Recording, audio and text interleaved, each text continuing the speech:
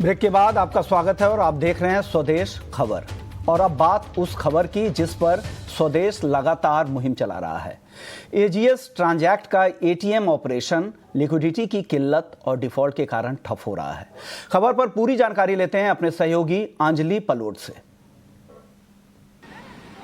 Payment service provider company AGS transact ने अपने कुछ लोन पेमेंट्स पर डिफॉल्ट करने के बाद इस कंपनी में काफी लिक्विडिटी क्रंच देखने को मिला था, जिसमें कई सारे लोन रीपेमेंट्स जो थे उस पर वो डिफॉल्ट कर चुके थे। एक इंसॉल्वेंसी प्रोसीडिंग उनके क्रेडिटर ने उन पर शुरू कर दी है। इसके साथ कई सारे एम्प्लॉयज की सैलरीज कई महीनों तक दी नहीं गई थी। लैंडलॉर्ड्स को रेंट ये कंपनी अपने एटीएम जिन जगहों पर ये लैंडलॉर्ड्स के थ्रू चलाते थे उन लैंडलॉर्ड्स को भी रेंट नहीं दिया गया था। कई सारे स्टैट्यूटरी पेमेंट्स पर भी डिफॉल्ट होने की वजह से अब एजीएस ट्रांजैक्ट एक फाइनेंशियल स्ट्रेस के थ्रू जा रहा है, जिसमें उनके जो एटीएम ऑपरेशंस है इन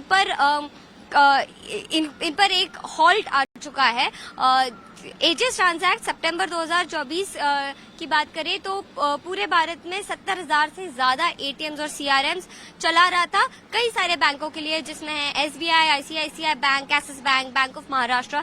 ऐसे कई सारे बैंक्स के लिए ये एटीएम्स इंस्टॉल करते थे, मैनेज करते थे। अब इन सारे एटीएम ऑपरेशंस में प्रॉब्लम्स आ रहे हैं, जिसकी वजह से कस्टमर्स इन एटीएम्स को एक्सेस नहीं कर पा रहे। मेरे पीछे ऐसा ही एक एसबीआई का एटीएम ब्रांच है जहां पर अब शटर लग चुका है, जिसपे लिखा है कि आप दूसरे एटीएम्स अब यूज कर सकते हैं।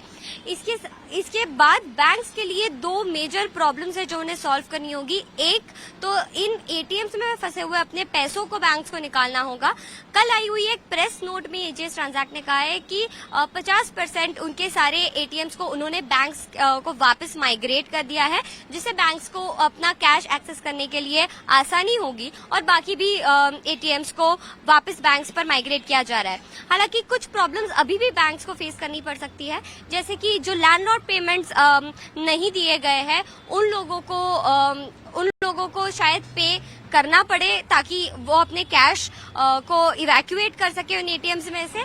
और अगर कुछ ओईएम जो कि एटीएम मैन्युफैक्चरिंग कंपनीज है उन लोगों को भी अगर एजीएस ट्रांजैक्ट ने कुछ पेमेंट्स ना किए हो तो भी हो सकता है कि वे भी अपने एटीएम्स में से बैंक्स को पैसे ना निकालने दे। इसलिए ये कुछ इश्यूज है जो कि बैंक्स को सॉल्व करने होंगे।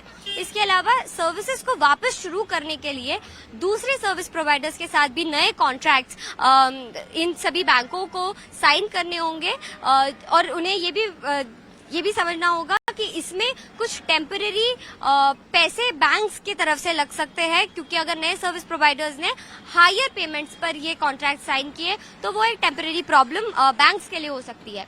तो अभी इन्हीं दो चीजों पर बैंक्स काम कर रही है। जैसे हमें बैंक ऑफ महाराष्ट्र से पता चला है कि अपने 75 एटीएम्स के लिए उन्होंने एक नया सर्विस प्रोवाइडर साइन कर लिया है और इसी तरीके से बाकी बैंक्स भी अब बाकी सर्विस प्रोवाइडर्स की तरफ मुड़ रहे हैं, जिससे कि उनके कस्टमर्स को सर्विसेज में कोई बाधा ना आए। शुक्रिया अंजलि ये पूरी डिटेल्स देने के लिए। और आपको बता दें कि एजीएस ट्रांजैक्ट एक अहम पेमेंट सॉल्यूशंस कंपनी है जो भारत में कई बैंकों के लिए ATM, cash settle management, digital payment और फिनटेक सर्विसेज उपलब्ध कराती है। लेकिन हाल में ही कंपनी ने सैलरी, रेंट और रेगुलेटरी पेमेंट्स में डिफॉल्ट किया है, जिससे इसके वित्तीय संकट की गंभीरता साफ तौर से दिख रही है। लेकिन चलिए